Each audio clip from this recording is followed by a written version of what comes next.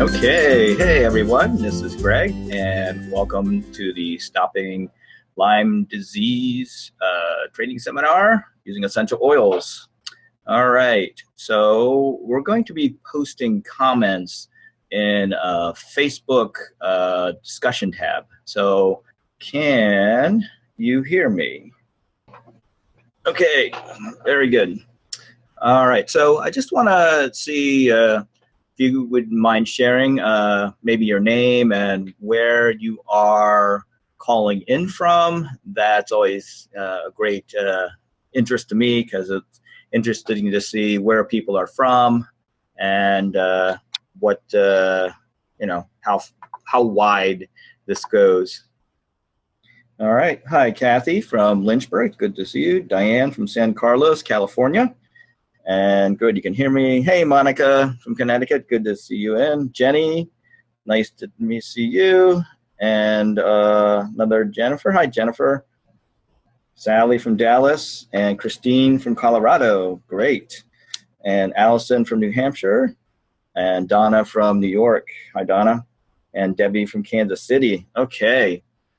All righty, answer. So Alicia from Connecticut and Lee from Milwaukee. And Portland, Oregon, hi Teresa, and Taylor from Washington, and Jan from Poland. Hey Jan, wow, I think you're the furthest person away so far.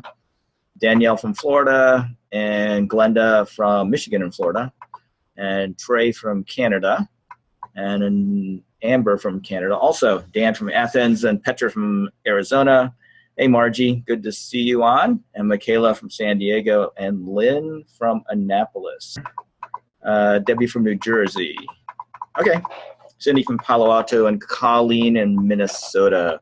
Let's go, and Jonelle from Dallas. Well, let's get started. And thank you, and love to share a bunch of great information with you. So I'm going to run through the slides. You should have gotten them in your email. And if you have other comments, then please post them in the Facebook link. That is.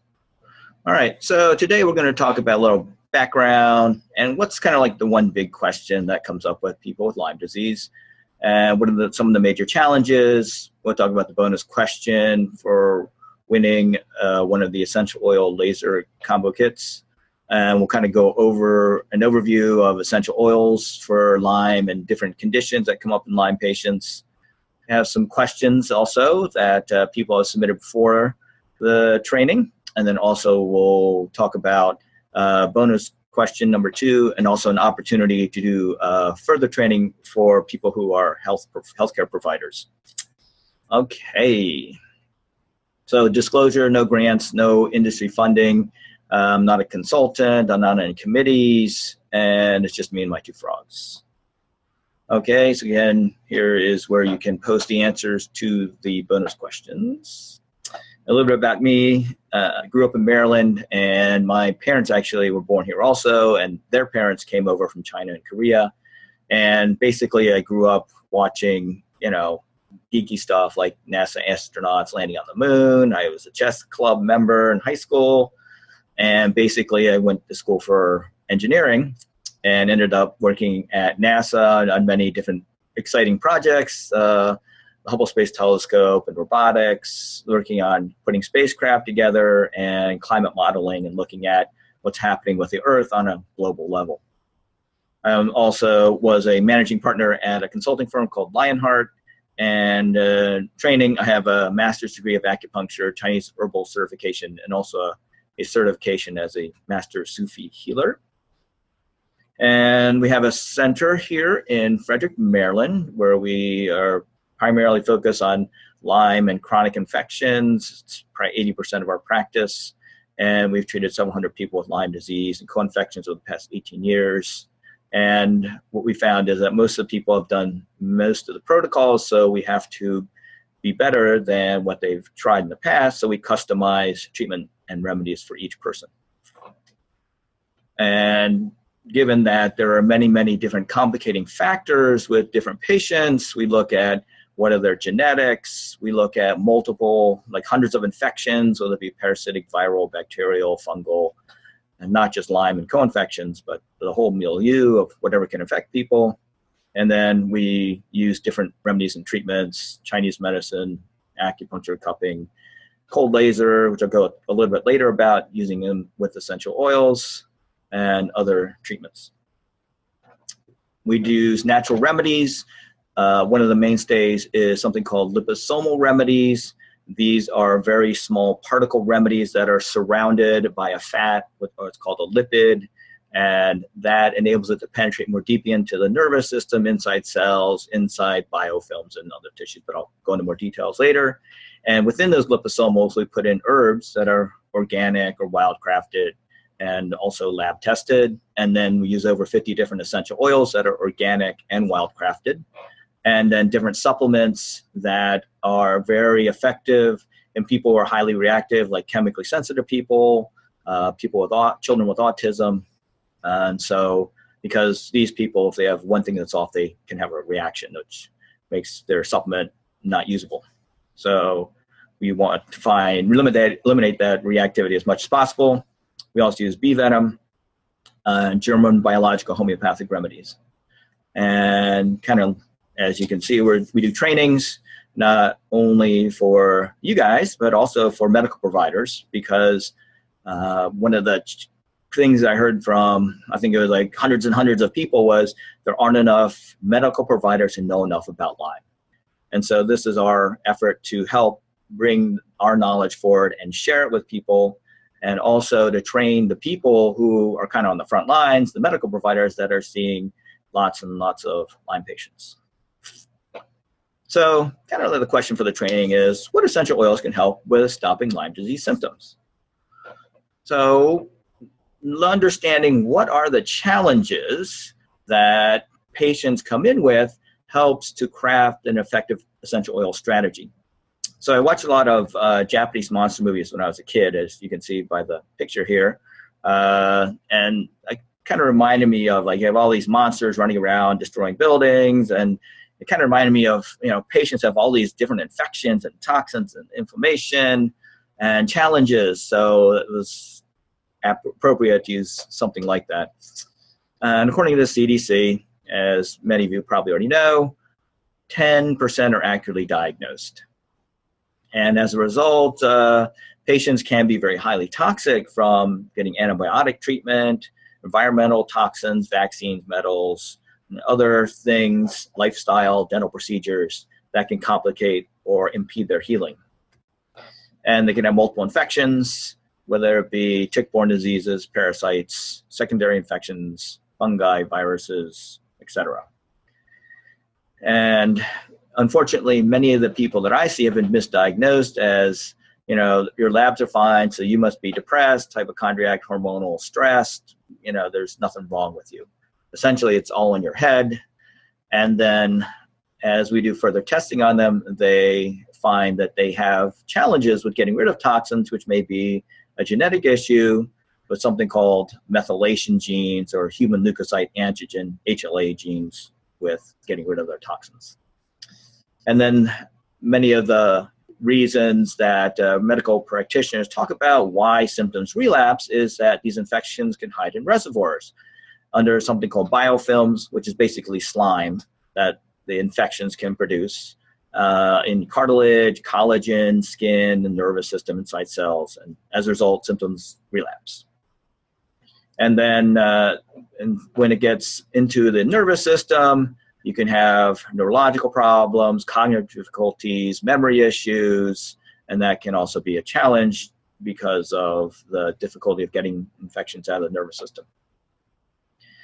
And when you have these multiple infections that are producing toxins, the immune system produces inflammation to fight the infections. And if you have this chronic condition going on for a while, then you can have this overproduction of inflammation. And that can be counterproductive because it can affect your hormones, it can affect your quality of your blood, it can affect your quality of life, basically, because you have too much inflammation and it makes you feel worse. And then patients can be on multiple medications, and these things can change, depending on what kind of protocol they're on or what they decide they want to add in or take out, and it can change weekly, daily, so on. And many of our patients actually have gut problems, either from lifestyle choices, diet, antibiotic treatment, killing off the good bacteria in their gut. And that is also something that a majority of them need help with. And then as an herbalist, I've given hundreds and hundreds of Lyme patients all these bitter tasting herbs, and several of them have rebelled and said, I don't care how much better I get, I'm never taking this stuff again. So need to come up with better ways of delivering these remedies that are going to help them to get over the taste objections. And then some people, like the chemically sensitive people or the autistic Lyme-induced autism patients, they can be highly reactive to a compound or an herb or supplement or a chemical that may be like a preservative or something. So we need to make sure that our remedies do not have those in them, or we minimize the reaction somehow. And with patients, from research, we find that ticks can carry over 60 different infections. Some people have said over 80, whether it be parasites, bacteria, including spirochetes like Lyme, viruses, fungi. So the big question kind of has lots of sub-questions in it, and these are some of the questions I got. I'm just going to run through them. I'm not going to answer them before the training. So do essential oils heal Lyme or just slow it down? And what are the best essential oils? What essential oils help memory? How often are they to be used? How long are they to be used? Do they help chronic Lyme patients? And again, that was a recurring question. And then having regular flares of Lyme symptoms every 2 weeks, what helps that? What oils would you use besides oregano and clove to combat Lyme pain and inflammation? What else? Again, another Lyme nerve pain. What helps with Lyme nerve pain and tingling? Is there a way to diffuse the oils to kill certain bacteria? And how do you get Lyme out of the nervous system? What about oils for biofilms? And can you take essential oils with other supplements? So there's a lot of questions that come up around using essential oils. And, with other trainings I've done on this, there's been gazillions and gazillions of questions. So we're not going to answer probably every one of those questions. However, I'll do my best to address most of them. Okay, so one of our paradigms I use is something from Chinese medicine called Gu syndrome. That's a 1900-year-old system where they talked about in these ancient Chinese teachings about these people with multiple chronic infections and what are the strategies that are working almost 2,000 years ago. And then also looking at genetic issues with the human leukocyte antigen and methylation genes and how they affect detoxification. And then also looking at what's the Western medical research on infections and essential oils. So those are kind of the essential oil areas. We use a lot of other paradigms also, but these are the ones we're going to talk about today. So let's just talk a little about Gu syndrome, just kind of like an overview. I'm not going to go into too deep. The ancient teachings, they talk about doctors are confused by these multiple chronic infections or what they call Gu pathologies. They're malicious and life-threatening, and there's thousands of toxins that these infections produce, all of which can cause different symptoms. And as some of you may know, if you know other people with Lyme, or if you treat Lyme patients, a patient can come in and they present totally differently than someone else. They may have very similar infections, but just how the symptoms show up can be vastly different. And according to this Gu syndrome, it's because of the toxins and their ability to kind of go in different places and affect different areas and create different symptoms.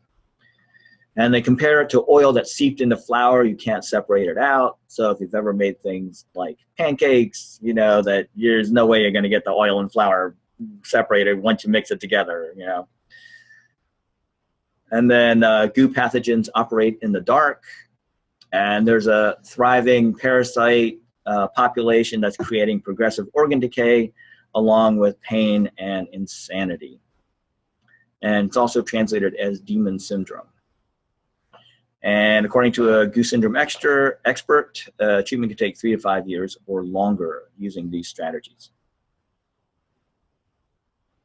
Okay, so basically, one of the first things that most patients get when they go to a Lyme literate practitioner is they get things to kill their infection. And they found that, 2,000 years ago, maybe we need to reduce the toxicity and inflammation first versus killing infection, because when we kill infection, we produce more toxicity and inflammation, the patient feels worse. So this is a little different than a Western approach, but I think there's some more complementary alternative approaches that are heading in this direction. And then also you want to strengthen the person and replenish their energy or their qi, their blood, because they may be deficient, their yin and their yang, their jing. These are like kind of different kinds of energy that support the body in a Chinese medicine model. And then also getting the pain and neurological symptoms out, because that gives the patient hope, gives the person hope that they feel better and you're addressing their biggest concerns or biggest symptoms. And then calming the emotions and the spirit, because unfortunately this can affect not only the body, but also the emotions and also the mind and also, deeper areas of the person. And then killing of infections. So that's like number 5 on the list, because you're kind of cleaning out in the beginning stages. And then when the person's stronger, they can maybe detoxify better, or you reduce their inflammation and symptoms, then start to knock down the infections so they can handle that die-off. As many of you already know, perhaps you've had Herxheimer reactions that haven't been pleasant.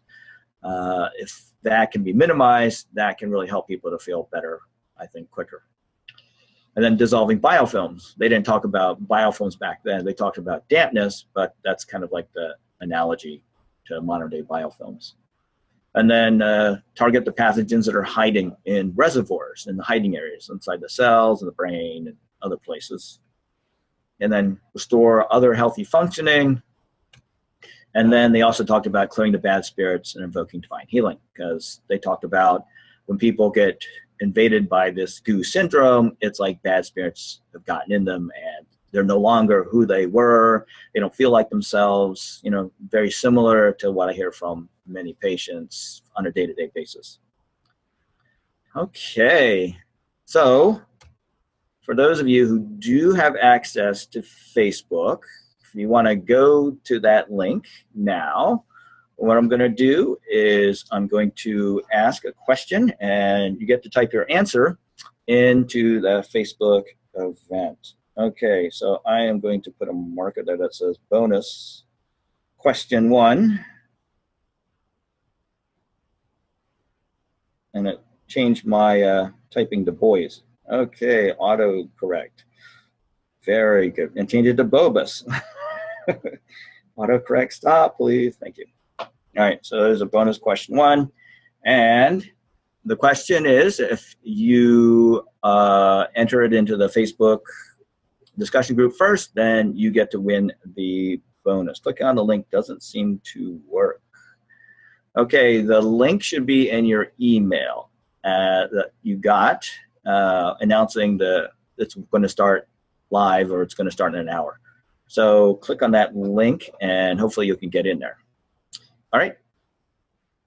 So now here's the marker for bonus question 1.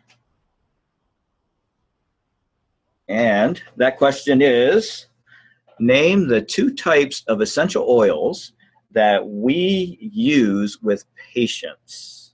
And be the first person to enter that in there.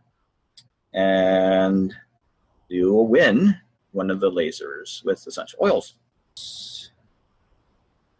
Tomorrow.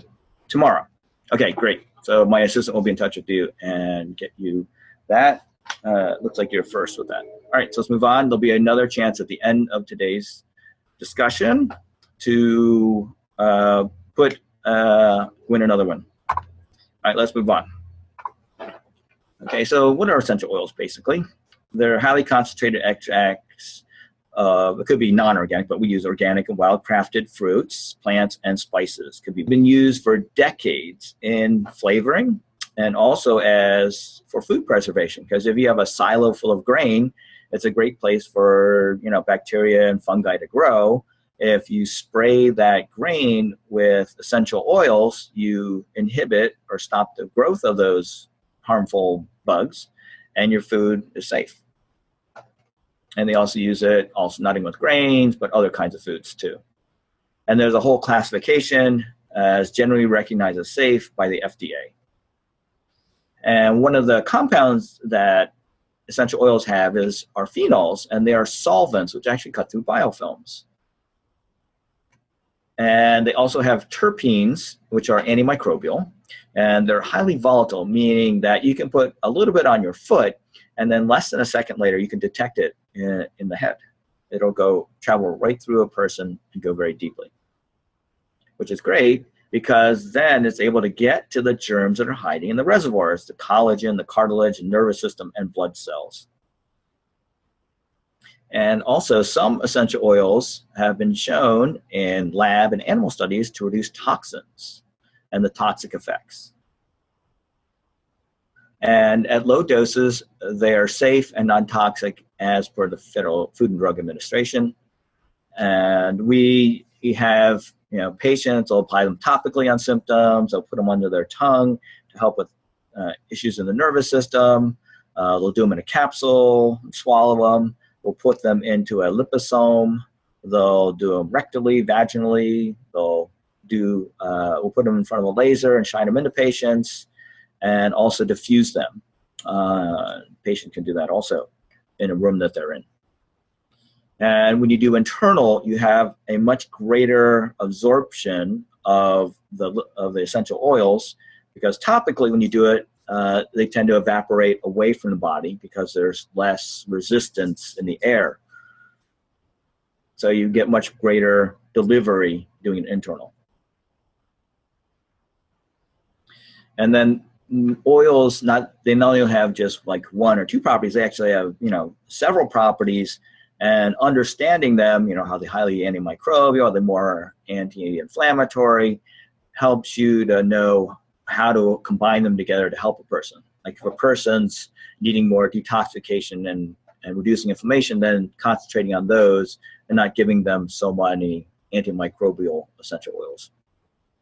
So we're going to talk about some different, since the first thing in goose syndrome is get rid of the toxins and inflammation, here are some of the essential oils that we use to reduce those toxins and inflammation in patients. And so eucalyptus globulus, parsley, nutmeg, and spearmint. And also there's research using on different infectious toxins. You have like staph aureus, you can fennel and oregano, E. coli, oregano, and Pseudomonas cinnamon bark.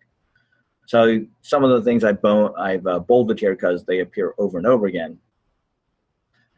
And then there's different kinds of fungal toxins. And the research shows that you can reduce these toxins, productions of these toxins, or somehow neutralize the toxins using different essential oils. And again, the ones that I use most often to help reduce toxicity, lemongrass and spearmint. I use a lot of fennel. Fennel actually helps the belly a lot. So people who have gut issues, fennel can help a lot with that. And then also there's another one, other fungal toxin, deoxynivalenol, and cinnamon clove, lemongrass, oregano are the main ones that we use a lot with patients that have mold exposure. And also fumocinin, again, here we have all these toxins. German chamomile, actually, we use a lot, not only with people who have exposure to trichothene, but also that have emotional issues because it's very calming. When you drink chamomile tea, it kind of helps you fall asleep. It also settles down the emotions. And then ochratoxin, a lot of lemongrass, zearalenone. Again, we have cinnamon, clove, oregano. In Chinese medicine, there's a thing called fire toxins, and there are different oils that are used to address fire toxins. This is a rectified bergamot, helichrysum, and celery seed. And not only can they detoxify and reduce inflammation, but they can also increase your detoxification molecules, one of them being glutathione. And these are awesome because it really helps enhance your immune system's ability to detoxify. So black cumin seed is one of the major ones we use, mountain savory, and juniper. Juniper actually helps increase what's called yang, or warmth, in the body. So we use that with cold patients. And then a lot of patients have fatigue because they're depleted and they need help. So these are essential oils for rebuilding the energy. Angelica, it's a very nourishing oil.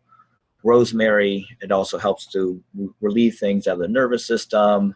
Eucalyptus, again, for reducing inflammation. So many of these have multiple properties. And so those are the ones that, the main ones that we use. And there's like dozens more for replenishing qi besides these here. And then also there's some patients that get anemia because their infections are destroying their red blood cells because they have Babesia or Bartonella, or they have just been dealing with a chronic infection a long time. It's depleted their energy, and they're either very warm, and that means they have a yin depletion, or if they're very cold, they have a yang depletion. So depending on what they kind of show up as, there's different oils to help warm them up or cool them down, strengthen their blood. And so Jing is like kind of like a mitochondrial primal energy. So there's essential oils for replenishing that kind of energy also. So again, there are multiple patterns in Chinese medicine that underlie pain. That was one of the questions I received before the training. And these, there are different pathogenic factors that can increase pain, such as blood that's stuck. They call it stagnation. And so they say these oils move blood, or you have wind, and that creates pain and tremors and other things like that. So you expel wind, which has a different meaning in Western medicine, but won't go there. Dampness, which is like inflammation, swelling. Many of the essential oils will drain that out of the body or help pull it out of the body. And then clearing heat, dispersing cold, like I talked about earlier. So angelica and cinnamon bark, eucalyptus, frankincense, tangerine, peppermint, spearmint.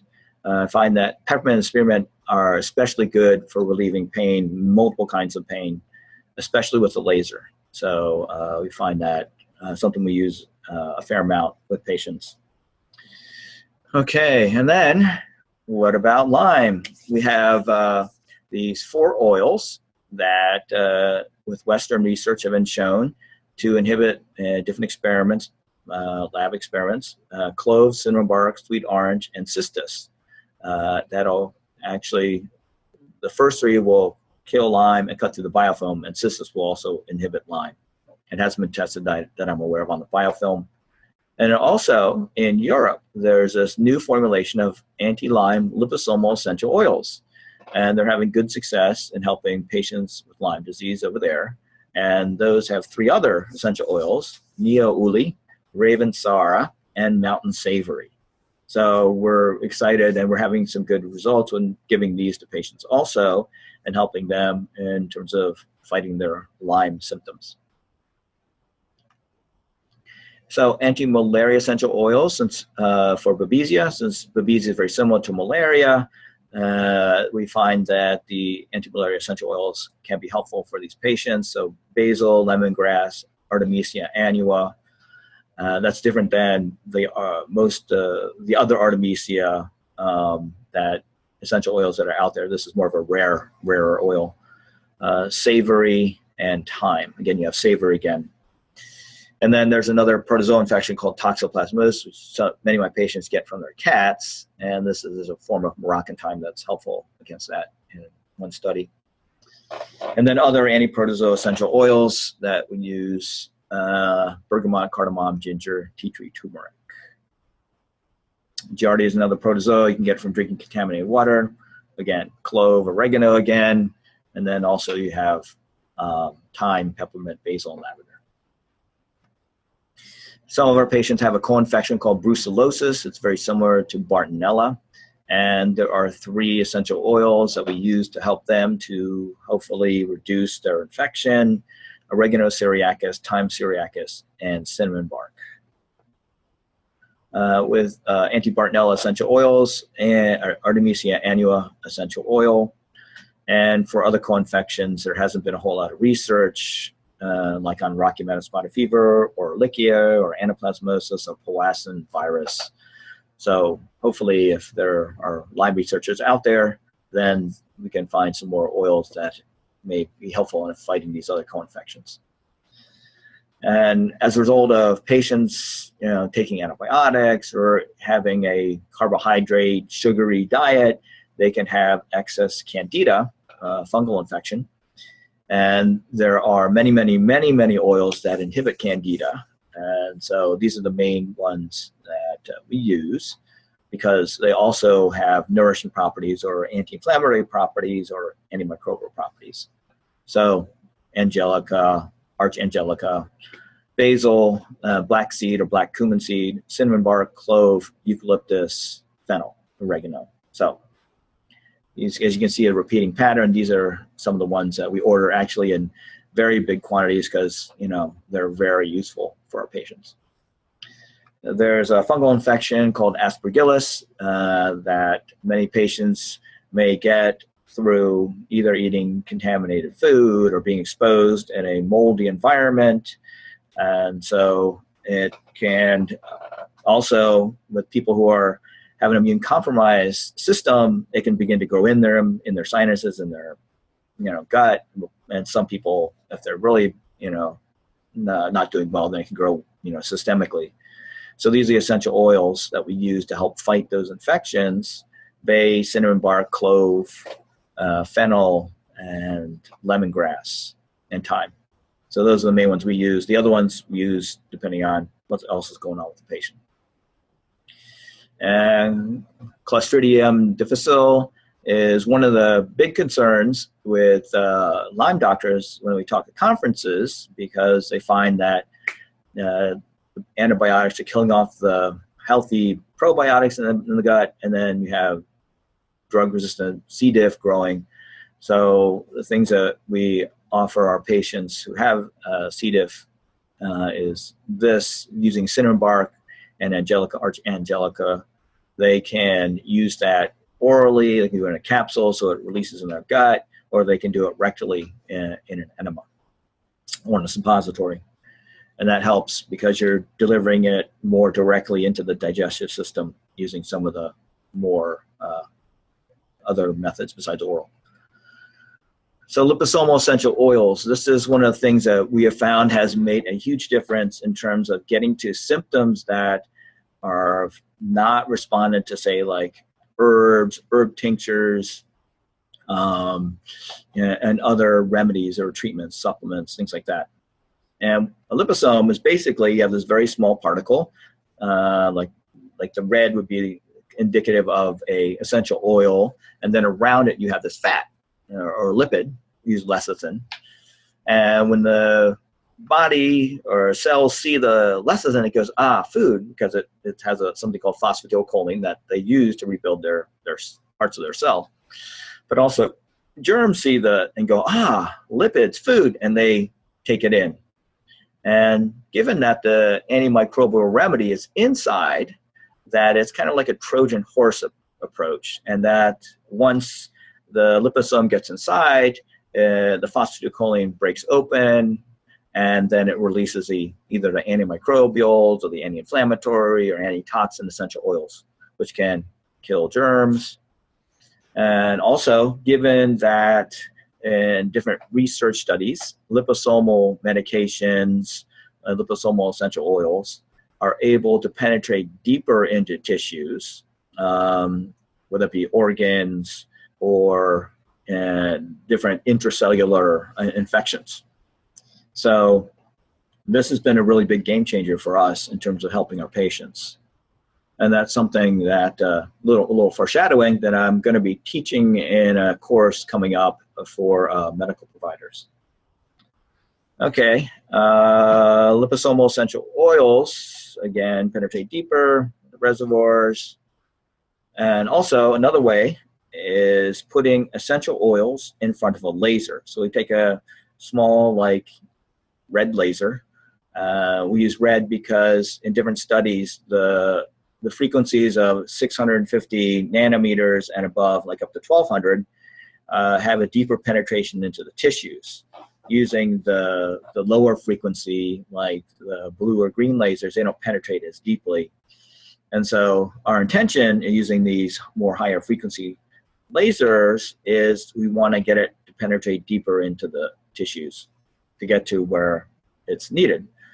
And so what we use are not only essential oils, but we can also put like homeopathic remedies. I actually learned this from Dr. Lee Cowden at a conference. And you can, if you may be dealing with a symptomatic area, you laser an asymptomatic area. And I've had patients notice, hey, my leg feels better. You laser my arm. Why did that happen? And it's like it can affect different areas of the body. And also, we found that putting it in the ear with patients can help their nervous system to feel less foggy, less inflamed, and help them to think and function more clearly. And also, there are some people are very sensitive just due to maybe they have leaky gut and makes them more allergic, or they have other sensitivities chemically, that this, since you're not exposing them actually to the essential oil, it's, held in a glass, they're not getting exposed, that the frequencies can give them the benefit without triggering their sensitivities. So that's why we use that with our patients. And then here are the essential oils that penetrate Lyme: biofilm, cinnamon bark, clove, sweet orange.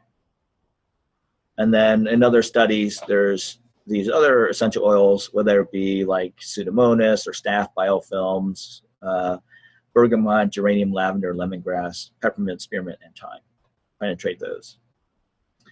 And so, if you have a practice, you're seeing patients, then what we recommend is, you can start adding essential oils to your practice. And what we do is something called pulse diagnosis, where we're actually listening to the pulse as a sample of the essential oil is near the person, and we can detect, does it seem to have a positive effect on their, kidney, liver, digestive, organ systems, using the Chinese pulse of those. Excuse me, I'm going to drink water here. And then you can do something like, okay, if there's lots of inflammation, using anti-inflammatory essential oils. So if there's, the person's fairly robust, but their, blood tests come back high for Lyme or other things, then they can have more antimicrobial essential oils. And then implementing these one or a couple at a time to learn their efficacy really is helpful, because patients can benefit tremendously from that. And then ultimately learning how to combine the oils and how they can work synergistically together. That's one of the things that will be coming in an upcoming training. Alrighty. So one of the things that challenges, when we go in conclusion here, and we'll go into some more questions and other things after this, that there's, people have Lyme and multiple infections. They have many, many issues going on. And they need often more than just a kill the bug strategy. They need detoxification, they need to reduce inflammation, they need to strengthen, replenish their energy, they need their blood to be stronger, they need more warm, cooling, whatever it is. And so you can use essential oils to help not only replenish these things, but eventually, once a person's feeling better, then go after the pathogens and start to kill them off using essential oils. And so what we're going to do here is run back to the questions, and then I'll talk a little about the upcoming training, and then we'll get the last bonus question. All right. So again, if you have access to Facebook, that's where we're going to take the answers to the bonus questions there. So does essential oils heal Lyme or just slow it down? The lab research shows that it's able to inhibit Lyme, cut through the biofilm. So the assumption is, they haven't done actually testing that I know of in, controlled experiments with patients with Lyme, that what I see is that a lot of the symptoms, either they have a die-off reaction when they take the anti-Lyme essential oils or anti-co-infection essential oils, and then also over time they feel better because what we infer is the level of pathogens is being knocked down. And then what are the best essential oils? We talked about several of them. The top like anti-inflammatory essential oil I like is eucalyptus, globulus, and the antimicrobial ones. Obviously, if you have Lyme, then you have a limited choice of cinnamon, clove, sweet orange, cistus, and then also the ones they're using in Europe, Neouli, Ravensara, and Mountain Savory. So those are, a good group to start with. And then what essential oils help memory? Well, it depends on what's causing problems with memory, because we've had some patients that have an infection in the nervous system that when they started getting remedies to clean that out, they were better able to have better short-term memory, better long-term memory. Or it could be that there's inflammation that's making it hard for them to, their brain to fire and retrieve the memories. So it could be an anti-inflammatory, it could be an antimicrobial strategy. It depends. And we found that liposomal delivery has been helpful in delivering it more directly in the nervous system. Actually, I worked with this one woman.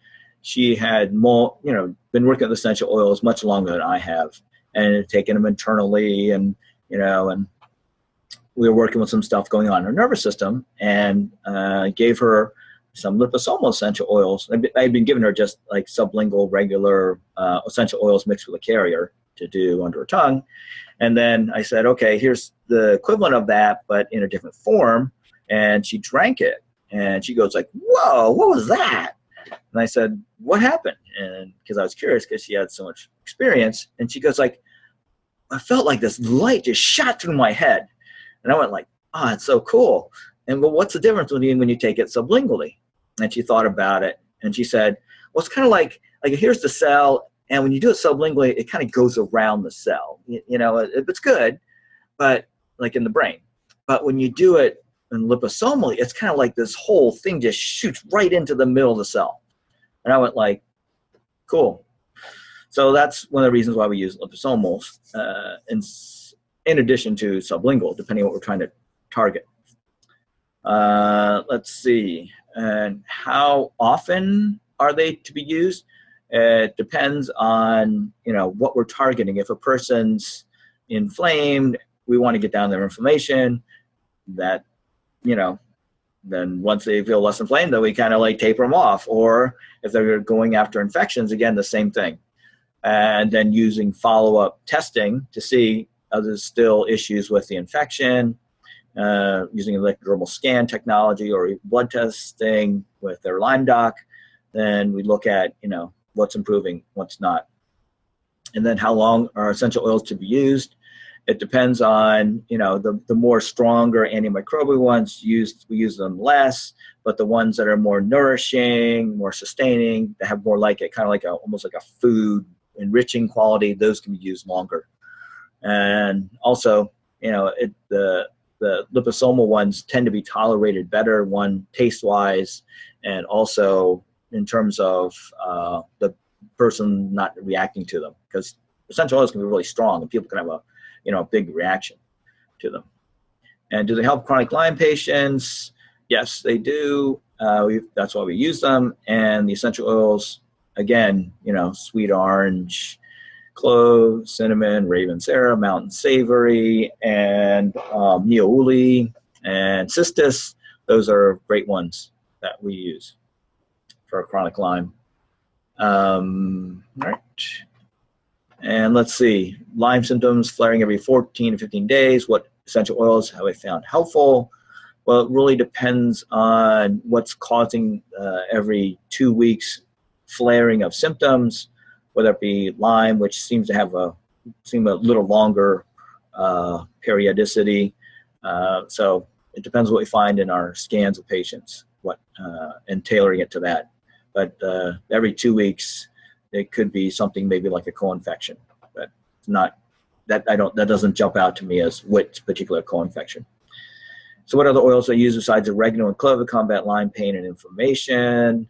So as I mentioned, and also here's one for relieving Lyme nerve pain and tingling.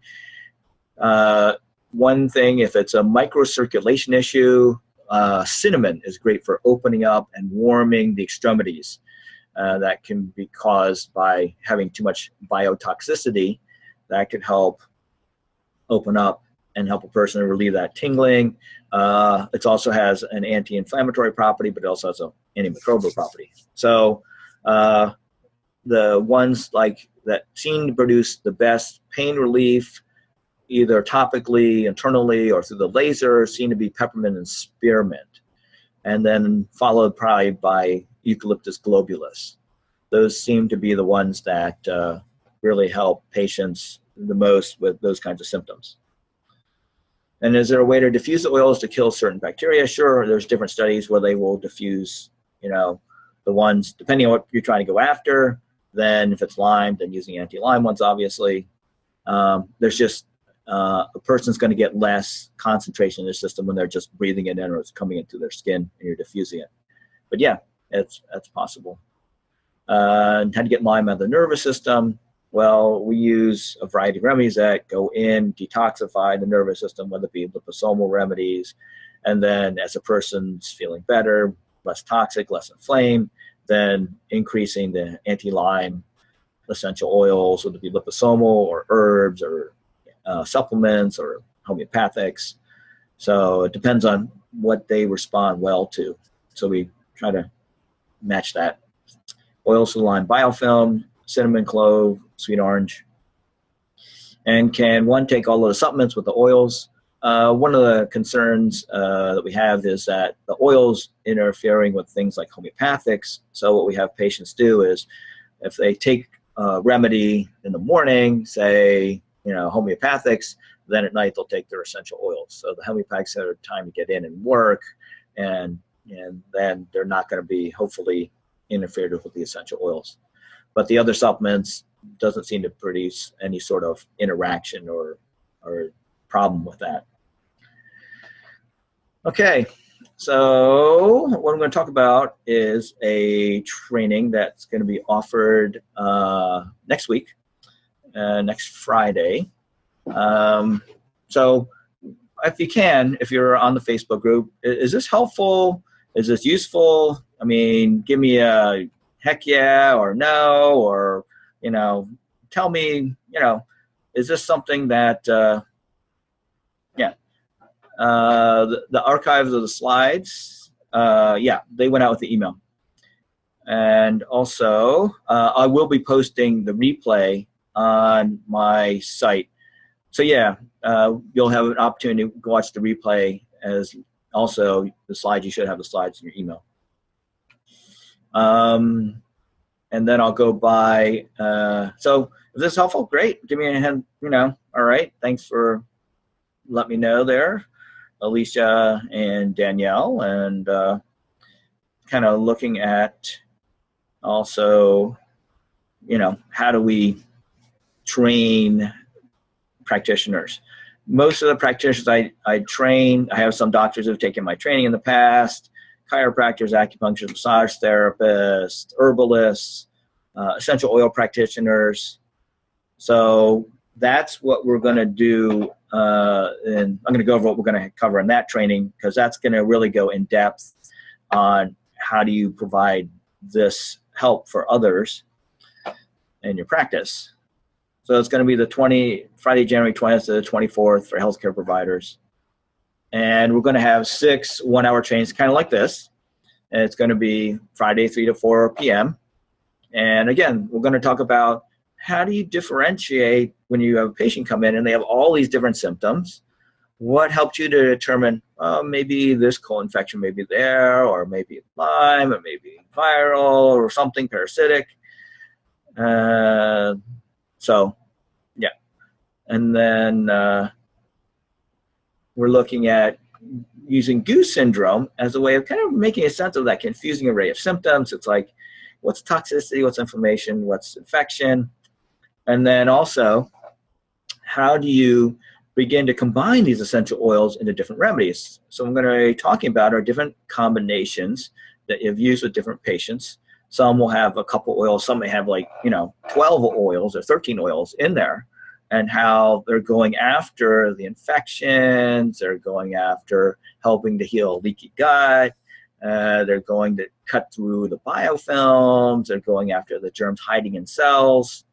So that's kind of like a more in-depth, requiring, a lot more time than the short time we have here. Oh, hey, well, now we have this laser bonus question number 2. So if you have access to Facebook, I'm sorry, those people that didn't have access to Facebook, and the first person who has the answer to this, I will give them a laser bonus, and we'll get a couple essential oils with that too to use. Okay, so the question is, I want you to name 2 essential oils that are used in Europe in the liposomal formula for treating Lyme. There were 3 I mentioned for treating Lyme that I just learned about, and what are 2 of those? It looks like Christine. It's going too fast. Sorry, Mary. And then okay. So we'll go through that, and we'll be in touch with you. It looks like you were the first one. Okay, and the answer was Neoli, Ravensara, Mountain Savory. Okay, so let's go on to the last slide where I talk about. All right. So what we're going to also use is how to deliver essential oil using the laser to relieve stubborn Lyme symptoms.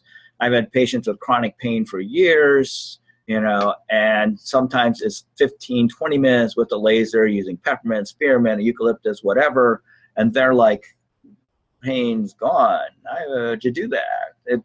Sometimes it worked great, and you do the same time on the next treatment with them, and they're like, it didn't work. So it's not always like reproducible, but in some cases when it is, it works amazing.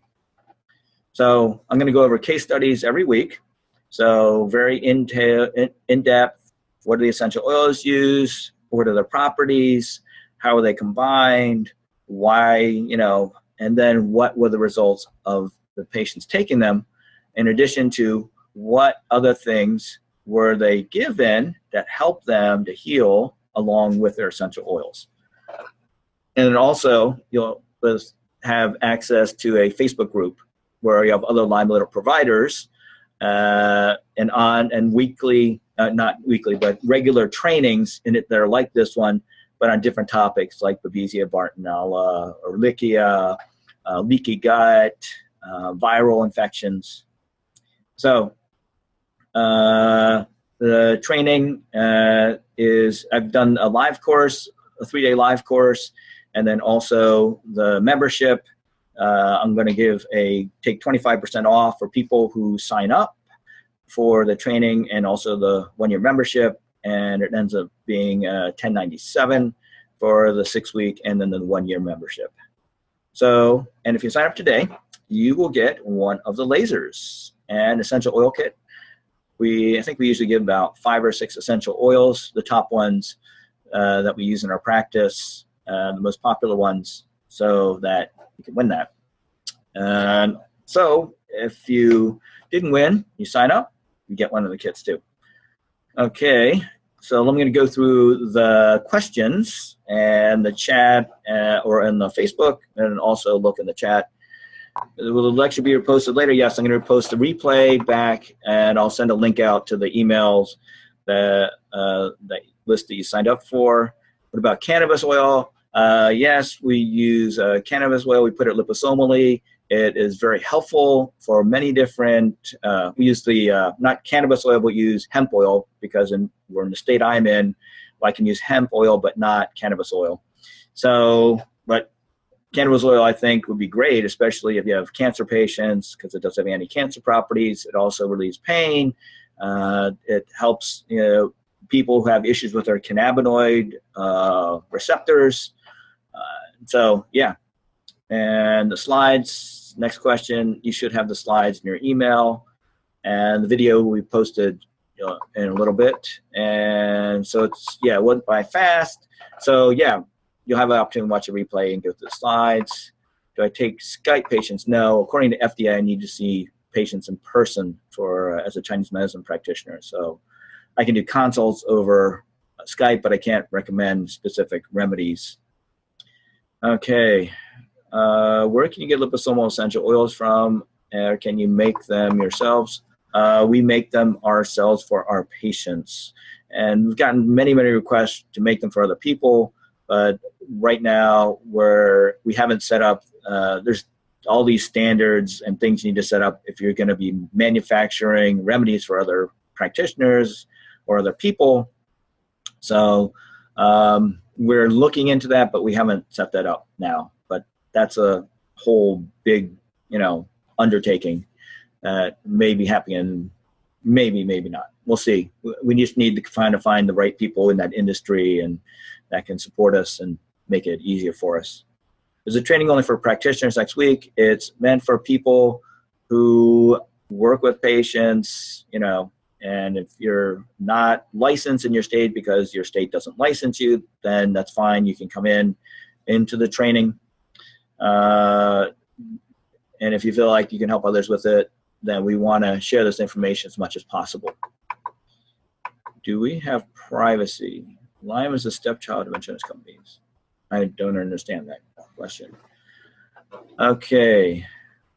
All right. Good. Interested in cold laser therapy. Cold laser therapy can be awesome, especially with central nervous system issues and delivering the laser frequencies of the oils into the brain.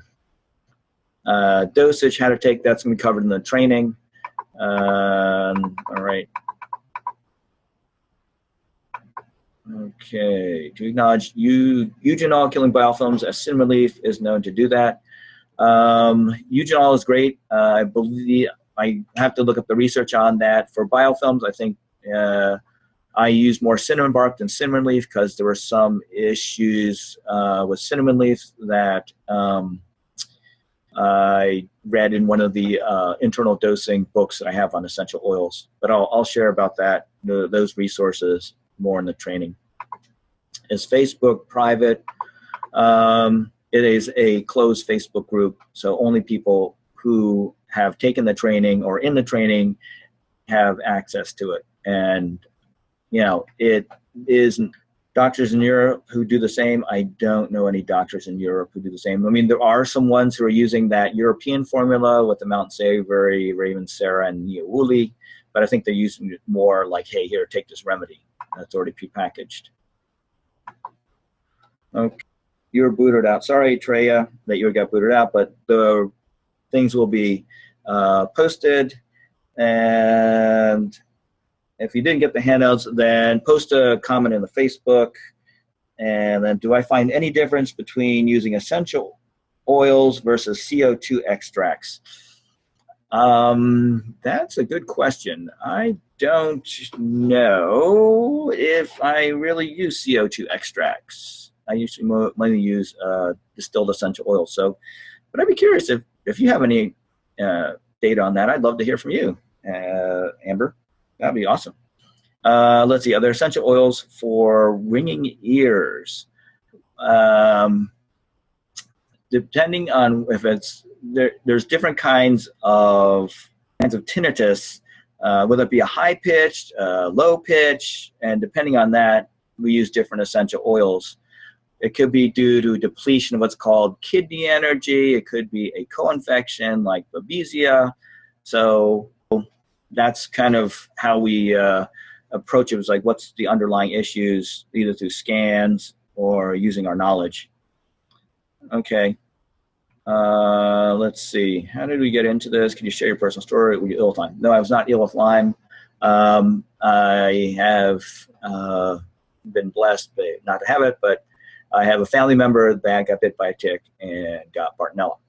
So, but that was as I was already learning about Lyme. I just happened to work with actually chronic pain and fibromyalgia, and then a subset of the fibromyalgia patients had Lyme, and then it just kind of took off from there. as Lyme. Let's see.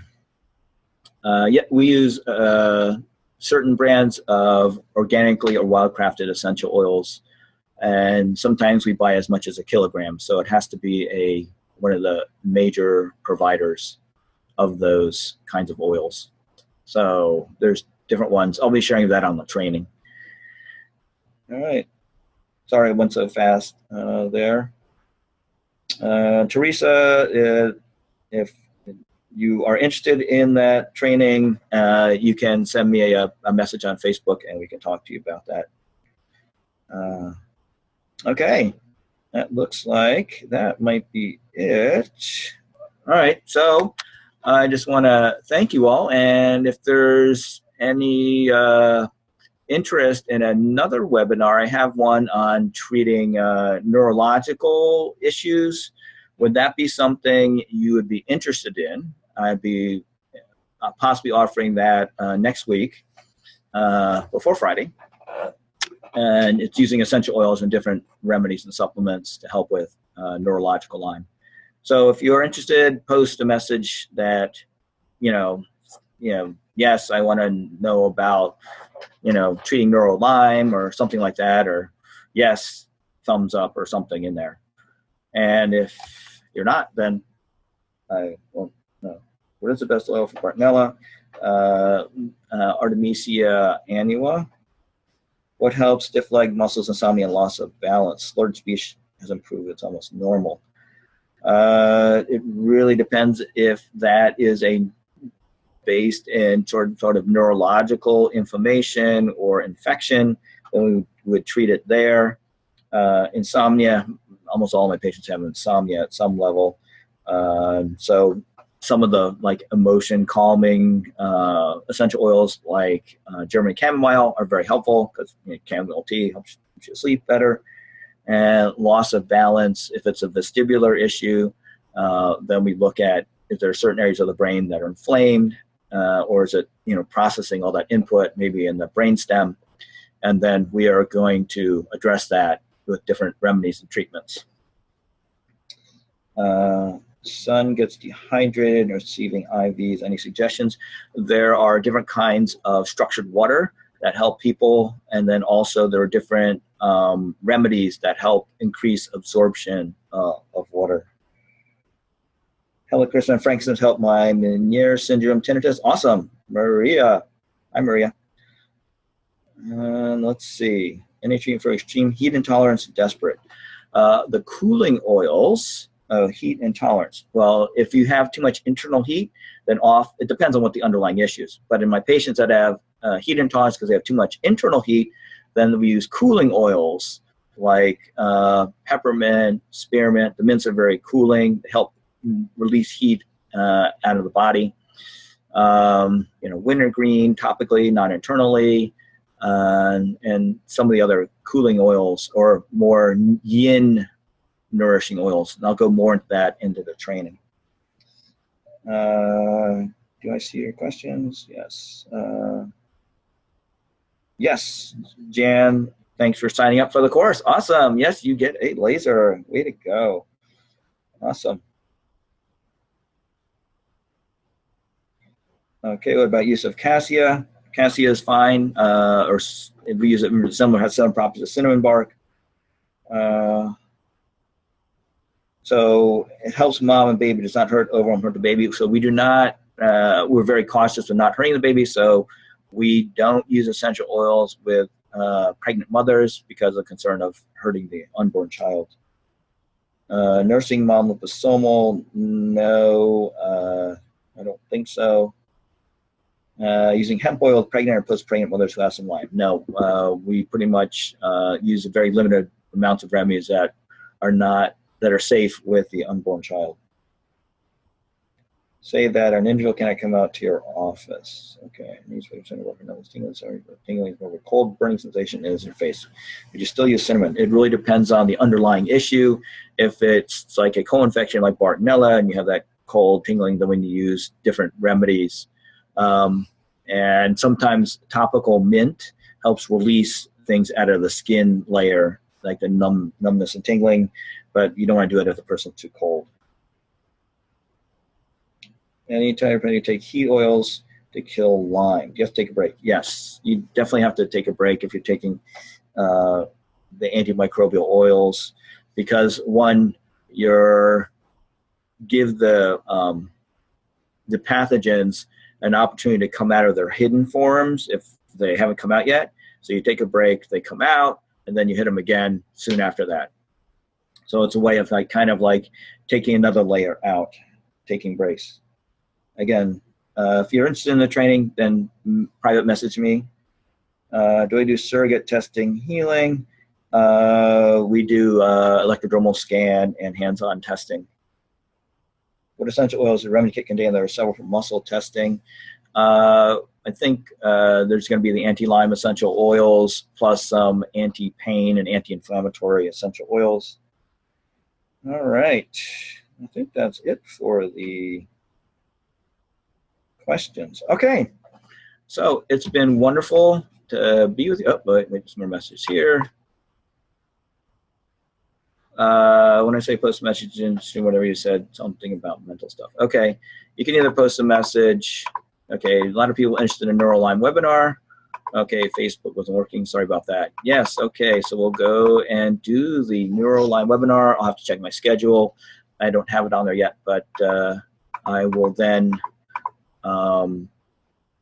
put out an email to that effect, and we'll have another webinar, another training. Okay. No, I don't do long distance. I mean, I do consults, but I can't give treatments or remedies long distance. Have to see a person in person.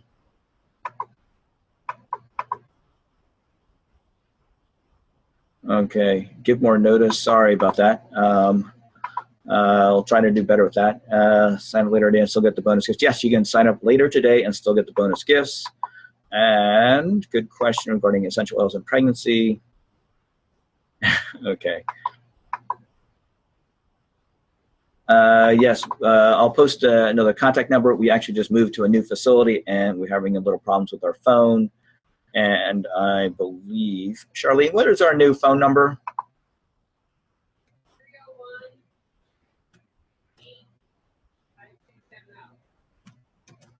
So here is our new number that you can reach us at. Okay. And then you can reach us there. And I'll post that on the Facebook also. All right, so it's been great. I've really enjoyed sharing this information. Hopefully we can help lots of people with this and train lots of practitioners. That would be awesome. And then we can help a lot of people out there who are struggling to hopefully get better. So it's been awesome. Thank you. And if you have further questions, you can post them on the Facebook page. And I really appreciated your listening. Take care, everyone. And I will be in touch over email about the neurological Lyme training. Take care. Bye.